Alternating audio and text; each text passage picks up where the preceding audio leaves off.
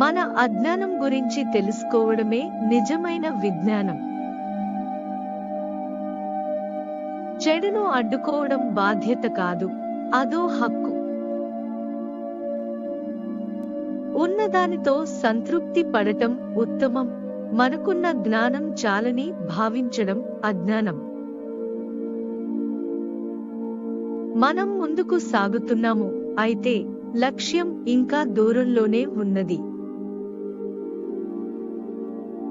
నిజమైన సత్యాన్ని నమ్మేవాడు అణకువతో ఉంటాడు. మెదడుకు శిక్షణ ఇస్తే చాలదు, హృదయాన్ని సున్నితం చేయాలి, ఆత్మకు క్రమశిక్షణ ఇవ్వాలి. అప్పుడే అది సమగ్ర విద్య అవుతుంది.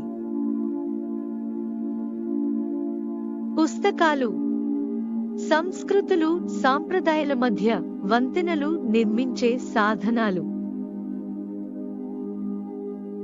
ఉపాధ్యాయులు దేశంలోనే అత్యుత్తమ మనసు ఉన్నవారిగా ఉండాలి.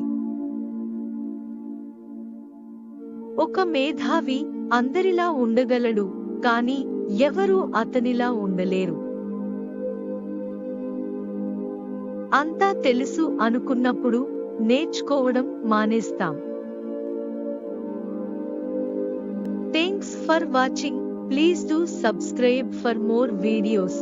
Don't forget to like, comment and share the video.